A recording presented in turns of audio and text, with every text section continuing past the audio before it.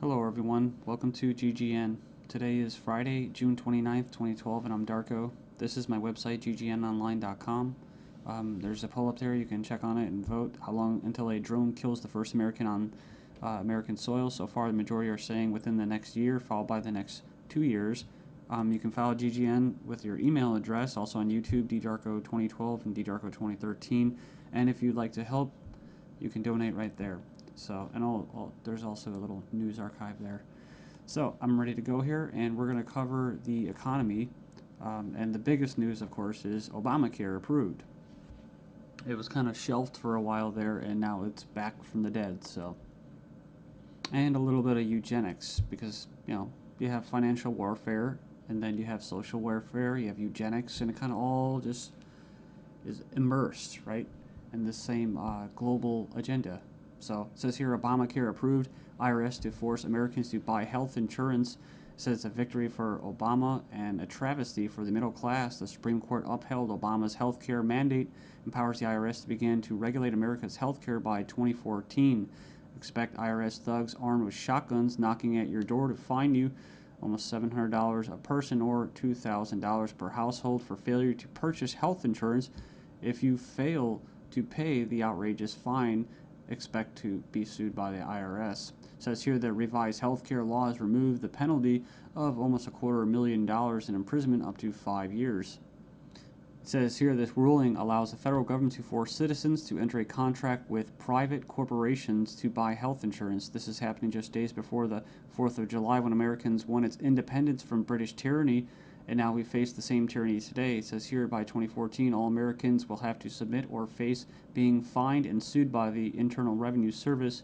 The American people are already struggling financially with record unemployment, inflation, and trillions of dollars in national debt. By the time health insurance becomes mandatory, the middle class will be financially bankrupt.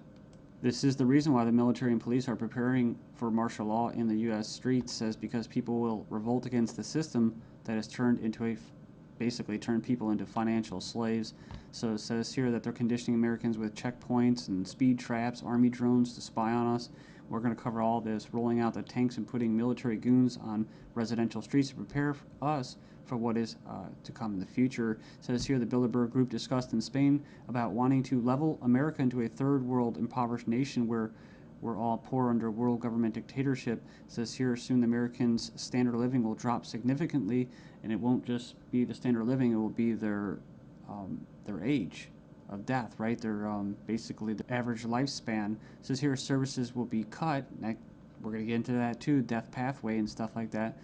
Taxes will be increased until we become so poor that we are unable to fight, and resistance will be futile. As Americans issue split decision on healthcare ruling, nearly 2/3 believe politics played too great a role. So it says Americans are sharply divided over Thursday's Supreme Court decision on the 2010 healthcare law, with 46% agreeing and 46% disagreeing with the High Court's ruling that the law is constitutional.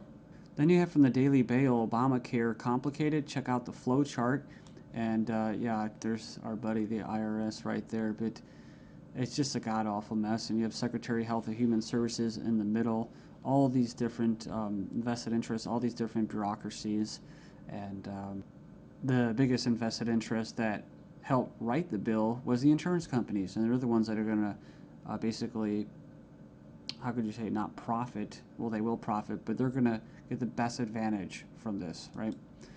And if you would like an anarchist perspective on the whole Obamacare thing, I think Stefan Molyneux did a pretty good analysis of this. I think he held back a lot. I think he's gone over it and made his point so many times, his argument, that he was actually kind of just laid back about it. So it's kind of nice. It's 18 minutes, not too long.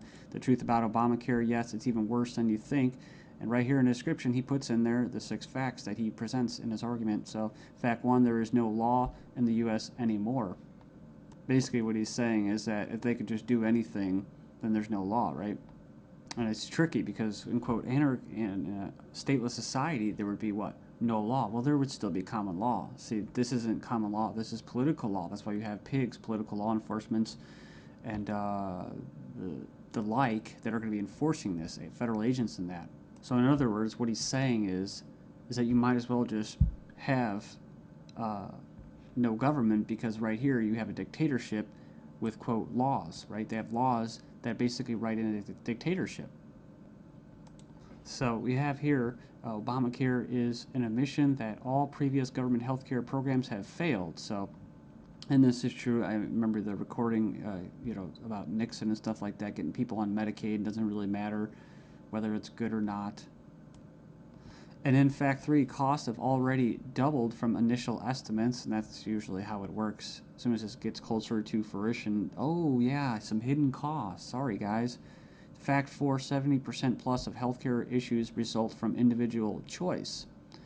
So the thing about it, he's talking about smoking, drinking, eating basically a lot of bad food and stuff like that. You can actually help. But a lot of these people that are going to, quote, benefit from this are not going to be doing anything to help their own health, right? So it says here the inability to discriminate on pre-existing conditions is an essential driver of healthcare cost. So I think what he's saying there is it's not very free market. It says here that the fines for non-compliance are destined to rise enormously.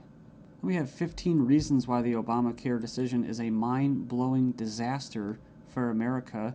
It was actually, it says here it was voted 5-4 decision to uphold the vote. And it says here, the bill, it says here the swing vote was Chief Justice John Roberts, who was appointed by George Bush, W. Bush.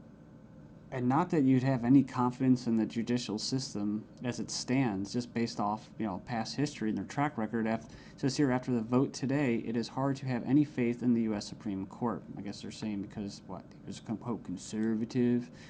According to the Supreme Court, the federal government has the power to force you to buy private goods and services. And it goes on and says here that it's another step away from individual liberty, another step towards a nanny state. I hate that word. But it says here IRS is now going to be given the task of hunting down and penalizing Americans. And it says here, in fact, the Obama administration has given the IRS $500 million extra outside the normal appropriation process to help them enforce the provisions of Obamacare they're in charge of overseeing. It imposes more than 20 new taxes on the American people. And you can click the link there. If you click the title of this article, you can find it and check it out. So it says here, number 5, an attempt to control costs and promote efficiency. Obamacare limits the treatment options that doctors and patients can consider. In other words, the death pathway, right? The British system, this is likely to result in a decrease in life expectancy. That's what I was talking about in the United States in the beginning of this video. So yeah, it's going to send health insurance premiums soaring, especially for younger Americans. And, it's going to crush small businesses, as they say. And number 9, Obamacare is going to make the emerging doctor shortage in America a lot worse. So hundreds of thousands of doctors are leaving the medical profession because of this. It says here it's already forced the cancellation of dozens of doctor-owned hospitals. And it says here that the following is one example from the Alliance Defense Fund. It's an insidious little provision. It says here, did you know that this bill, you'll have to pay for life-saving drugs, but life drugs are free. So 100% free. If this plan were really about health care, it wouldn't be about, it would be the other way around. So yeah, it's like robbing from the future to pay for the living. So and it just turns into a god-awful mess. It's not even just politics, it's generational. 13 reasons why the revolution might start with Obamacare. Go in there and check that out. I'll just name a few and you can hopefully go in there and check it out. It says here that's a direct tax which is unconstitutional under Article 1, Section 9. And you can go in there and read that. It says here it violates states' rights since federal government does not have the constitutional authority to take over healthcare as stated in the 10th Amendment outlined in the Bill of Rights. This mandate is involuntary servitude or slavery to big banks and insurance industries, neither slavery nor involuntary servitude except as punishment for a crime whereof the party shall be duly convicted. Basically, the 13th Amendment. So yeah, that's the federal government's 4th of July Independence Day present to Americans. It's pretty crazy. I mean, you think the timing of this was just happenstance? I bet it isn't. Let's just show you. Just give you a big middle finger right in front of your face. Stagnating life expectancies in the United States. Poor U.S. citizens live 5 years less than the affluent, but they don't talk, what about the middle class, right? So despite modest gains in lifespan over the past century, the United States still trails many of the world countries when it comes to life expectancy. We remember this article, top doctors chilling claim the NHS kills off 130,000 elderly patients every year. It says here, a professor says doctors use death pathway to euthanasia of elderly.